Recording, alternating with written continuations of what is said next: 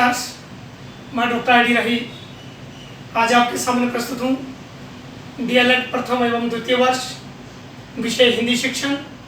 और आज का हमारा विषय रहेगा प्रश्न पत्र निर्माण। प्रश्न पत्र भाषा मूल्यांकन का एक सबसे महत्वपूर्ण उपकरण है। भाषा का मूल्यांकन प्रायोगिक, मौखिक एवं लिखित अलग अलग तरीके से होता है, जिसमें लिखित मूल्यांकन का प्रमुख आधार हमारा प्रश्न पत्र रहता है। प्रश्न पत्र मूल्यांकन का वो महत्वपूर्ण उपकरण है जिसके द्वारा बच्चों के लेखन कौशल का, अभिव्यक्ति कौशल का, उनकी अर्थ ग्रहण की क्षमता आदि का मूल्यांकन किया जाता है। प्रश्न पत्र क्या होता है? प्रश्न पत्र कागज का एक टुकड़ा होता है जिस पर छात्रों से पूछे जाने वाले प्रश्न अंकित होते हैं और उनके उत्तरों के माध्यम से ही अध्यापक उनके भाषा ज्ञान को जांचता है। इसलिए प्रश्न पत्र मूल्यांकन का सबसे महत्वपूर्ण उपकरण है। तो एक अच्छे प्रश्न पत्र का होना भाषा के सही मूल्यांकन के लिए बहुत अनिवार्य होता है। तो मूल्यांकन करने से पहले हमें प्रश्न पत्र का निर्माण करने के लिए सजग रहना पड़ता है कि हम अच्छा प्रश्न पत्र बनाएं और भाषा का मूल्यांकन सही तरीके से हो सके। अब सवाल ये उठता है कि प्रश्न पत्र का महत्व एवं आवश्यकता क्या है? प्रश्न पत्र क्यों बनाया जाए, क्यों महत्वपूर्ण है? नंबर 1, छात्रों की हिंदी विषय की योग्यता का मापन। हमारे छात्र हिंदी में कैसे हैं, कौन सी योग्यताएं हैं उनमें, कौन सी कमियां हैं उनमें, इन सब का मापन करने के लिए प्रश्न पत्र का होना अनिवार्य है। क्योंकि प्रश्न पत्र के द्वारा हम उनका मूल्यांकन करते हैं, उनकी लिखित परीक्षा लेते हैं, उनका मूल्यांकन करते हैं। अगली कक्षा में भेजने का आधार, अधिकतर हमारे देश में अभी भी चाहे भाषा का मूल्यांकन हो या किसी अन्य विषय का मूल्यांकन हो, छात्रों को जब अगली कक्षा में भेजना होता है तो हम उनकी एक लिखित परीक्षा लेते हैं और उस लिखित परीक्षा में प्रश्न पत्र का अहम योगदान है। वो चाहे हमारा पहली से लेकर शैक्षणिक कोई हो, व्यावसायिक हो, नीट का एग्जाम हो, जेईई मेंस का एग्जाम हो, किसी भी तरह का एग्जाम हो, उसमें हम प्रश्न पत्र के द्वारा ही छात्रों को किसी अन्य कोर्स में दाखिला देते हैं या उसको अगली कक्षा में भेजते हैं। प्रश्न पत्र के द्वारा उनका मूल्यांकन करते हैं। वर्ग निर्धारण में सहायक, छात्रों को अलग अलग वर्गों में बांटना। कौन सा छात्र हमारा किस ग्रेड में है, ए में है, बी में है, सी में है, डी में है, ये वर्ग का निर्धारण जो है प्रश्न पत्र के द्वारा मूल्यांकन करके ही किया जाता है। प्रश्न पत्र में प्रश्न पूछे जाते हैं, उसके आधार पर जो अंक वो ग्रहण करते हैं उसके आधार पर उनका वर्ग निर्धारित किया जाता है। छात्रों के मार्गदर्शन में सहायक, अध्यापक को छात्रों को गाइड करना है, उनका मार्गदर्शन करना है। उनको कहाँ कमजोरी है, उनकी लेखन कौशल कमजोर है, उनका अभिव्यक्ति कौशल कमजोर है, अर्थ ग्रहण करने में उनको कहीं समस्या आ रही है, तो अध्यापक ने जो मार्गदर्शन देना है वो तभी उनको मार्गदर्शन देगा जब वो छात्रों का उसको प्रश्न पत्र के द्वारा मूल्यांकन करने के पश्चात पता लगेगा कि मेरे छात्र को कहाँ मार्गदर्शन की जरूरत है। छात्रों का रिकॉर्ड रखने में सहायक, प्रश्न पत्र के द्वारा जो परीक्षा ली जाती है उसका एक लिखित रिकॉर्ड जो विद्यालय में रखा जाता है, वो रिकॉर्ड छात्रों के लिए, उनके अभिभावकों के लिए और अध्यापकों के लिए, सबके लिए जरूरी होता है, जिसके आधार पर छात्र का जो है पूरा रिकॉर्ड जो है प्रश्न पत्र के मूल्यांकन से किया जाता है। छात्रों का रिकॉर्ड रखने में सहायक हमारा मूल्यांकन होता है। छात्रों की भाषा संबंधी ताकत एवं कमजोरी, इसका पता लगाने में सहायक। हमारा छात्र भाषा में कहाँ मजबूत है, कौन सा पक्ष उसका मजबूत है जिसको और मजबूत किया जा सकता है, कौन सा पक्ष उसका कमजोर है। कमजोरी का जब पता लगेगा तभी कमजोरी पे काम किया जाएगा, उस कमजोरी को दूर करने का प्रयास किया जाएगा। तो इसलिए जो है प्रश्न पत्र महत्वपूर्ण है। अभिभावकों को जानकारी देने में सहायक, प्रश्न पत्र के द्वारा अभिभावक हमारे पास आते हैं, मेरा बच्चा कैसा चल रहा है, मेरा बच्चा भाषा में कैसा है, तो हमारे पास रिकॉर्ड होता है और अभिभावकों को उसी के आधार पर जानकारी देते हैं कि आपके बच्चे की एक कमी है, हम भी ध्यान रख रहे हैं, आप भी ध्यान रखिए। कि आपका बच्चा इस जगह पे बहुत अच्छा है, भविष्य में आप इसको इस क्षेत्र में भेजिए, इसकी भाषा बच्ची पकड़ें, ये ऐसा कर सकता है। तो ये हम जानकारी तभी दे सकते हैं जब उनका मूल्यांकन हमने किया। छात्रों को भविष्य में सीखने के लिए प्रेरित करने में सहायक, भविष्य में उसे क्या सीखना है, अपनी किन ताकतों पे काम करना है, किन कमजोरियों पे काम करना है, ये भविष्य की पूरी रूपरेखा उसके सामने प्रस्तुत करना, उसे बताना, ये सब जो है प्रश्न पत्र के मूल्यांकन के द्वारा ही संभव है। पाठ्य पुस्तकों के संशोधन में सहायक, प्रश्न पत्र के द्वारा कई बार पाठ्य पुस्तकों की खामियां भी सामने आती है जब हम मूल्यांकन करते हैं, और जब वो कमियां सामने आएगी तो उसके पश्चात हम उनको दूर करने का प्रयास भी करेंगे। तो इस तरह से प्रश्न पत्र जो है हमारे लिए महत्वपूर्ण है या आवश्यक है। अब हम बात करेंगे एक अच्छे प्रश्न पत्र के निर्माण अगर हमने करना है तो कौन से ऐसे मूलभूत सिद्धांत हैं जिनका पालन करना पड़ता है एक अच्छे प्रश्न पत्र के निर्माण के करते समय, या एक अच्छे प्रश्न पत्र में कौन कौन से गुण होने चाहिए। दोनों को मैंने एक साथ रखा है। निर्माण के सिद्धांत यानी कि किन बातों को, मूलभूत बातों का हम ध्यान रखेंगे अच्छा प्रश्न पत्र बनाने के लिए, और कौन से ऐसे गुण हो गए जिनका समावेश अच्छे प्रश्न पत्र में होना चाहिए। तो नंबर 1, उद्देश्य के अनुसार। पहला सिद्धांत है उद्देश्यों का पालन करना।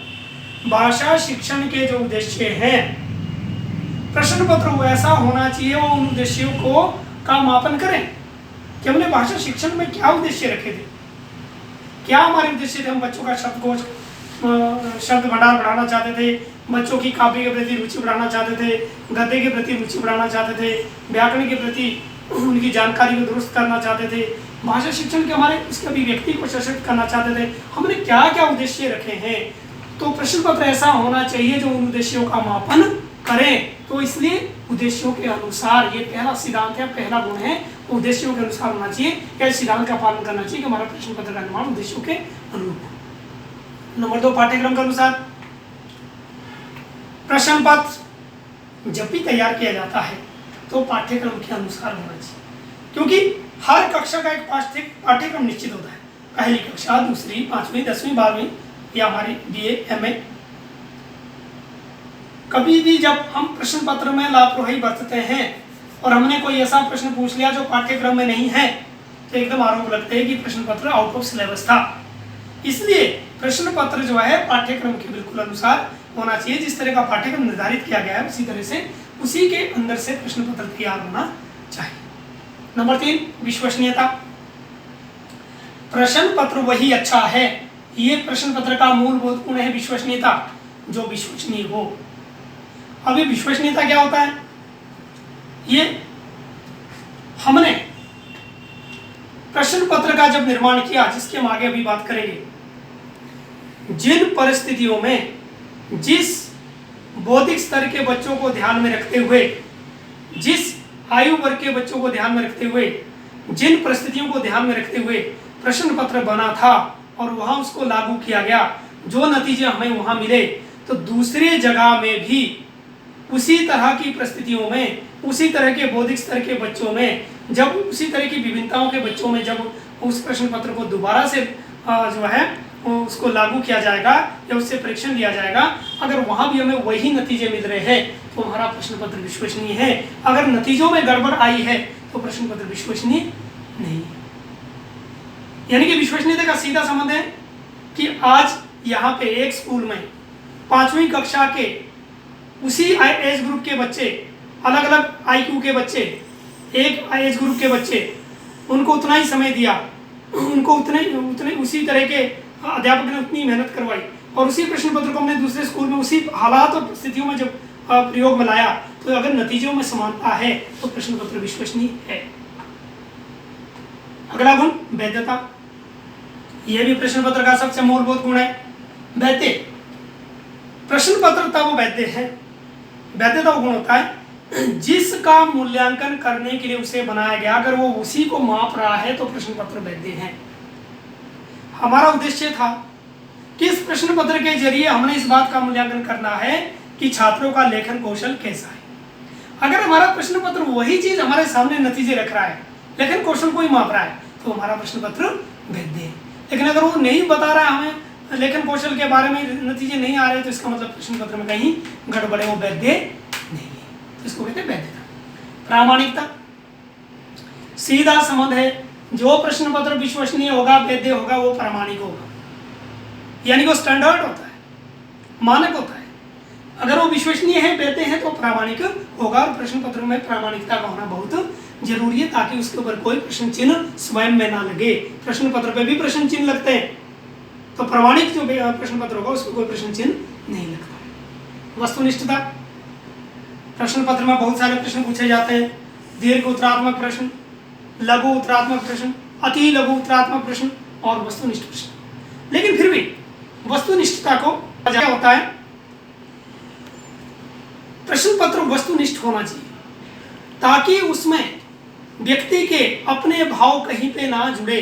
मूल्यांकन करता वो अपने तरीके से कोई वहां पर कोई बात मतलब किसी तरह का भाई भतीजा बात उसमें ना हो सके। वस्तुनिष्ठता में बिल्कुल जब मूल्यांकन किया जा रहा है तो इसलिए ऑब्जेक्टिव क्वेश्चंस अधिक डाले जाते हैं। आजकल वस्तुनिष्ठ प्रश्न ज़्यादा डाले जाते हैं। देश के प्रधानमंत्री का क्या नाम है, क्लियर कट है। अगर उसने वर्तमान प्रधानमंत्री श्री नरेंद्र मोदी का नाम लिखा है तो पूरा 1 नंबर मिलेगा, नहीं लिखा है तो नहीं मिलेगा, यानी कि वस्तुनिष्ठता है।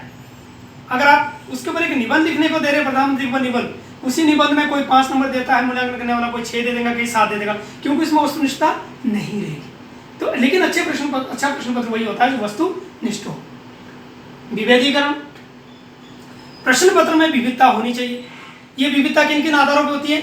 विविधता होगी, सरल प्रश्न भी उसमें होने चाहिए, जटिल प्रश्न भी उसमें होने चाहिए और सामान्य प्रश्न भी उसमें होने चाहिए, ताकि हर स्तर का बच्चा उसको कर सके। भाषा की बात करेंगे तो गद्य से भी प्रश्न होने चाहिए, पद्य से भी प्रश्न होने चाहिए, व्याकरण से भी प्रश्न होने चाहिए, रचना शिक्षण से भी प्रश्न होने चाहिए। तो ये विविधता है, यानी कि प्रश्न पत्र में विभेदीकरण होना चाहिए, विस्तृतता होनी चाहिए, यानी कि वो पूरे सिलेबस को कवर करता हो। प्रश्न पत्र की रूपरेखा, अच्छे प्रश्न पत्र को बनाने से पहले उसकी एक रूपरेखा बनानी पड़ती है, एक योजना तैयार करनी पड़ती है, जिसको ब्लूप्रिंट कहते हैं, नील पत्र कहते हैं, जिसके ऊपर आगे भी हम डिटेल से बात करेंगे। प्रश्नों के प्रकार, प्रश्न अभी मैंने कहा था, दीर्घ उत्तरात्मक, लघु उत्तरात्मक, अति लघु उत्तरात्मक, वस्तुनिष्ठ, सरल, जटिल, सामान्य, हर तरह के प्रश्न जो उसमें डाले जाने चाहिए, ताकि बच्चे के मतलब जो है भाषा का हर विधा का मूल्यांकन हो सके।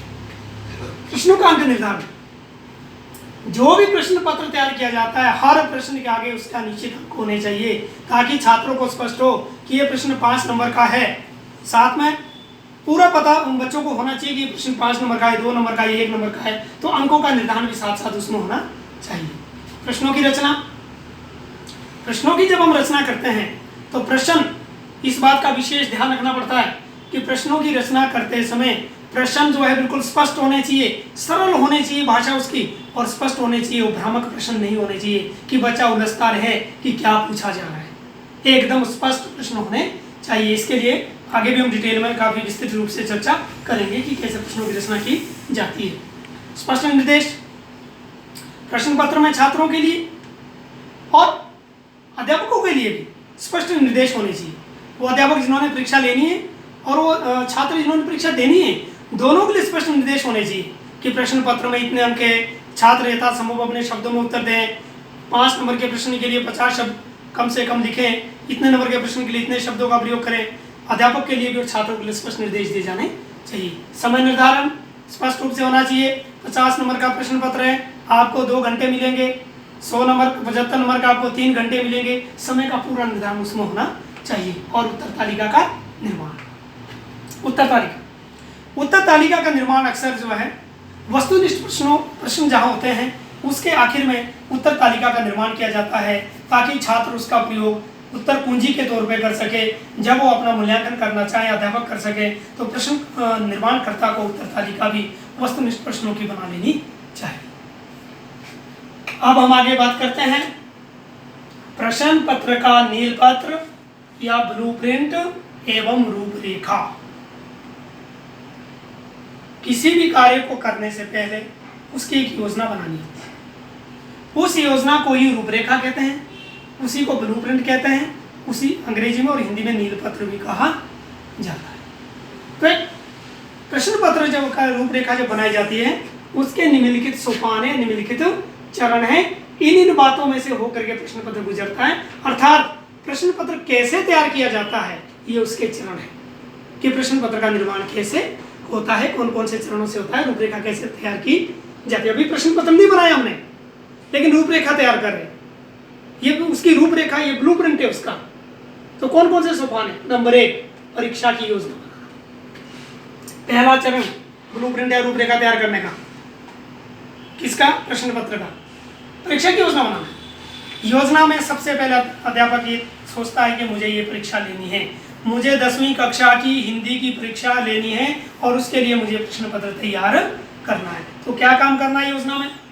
सबसे पहला काम है पूर्व प्रश्न पत्रों का अध्ययन।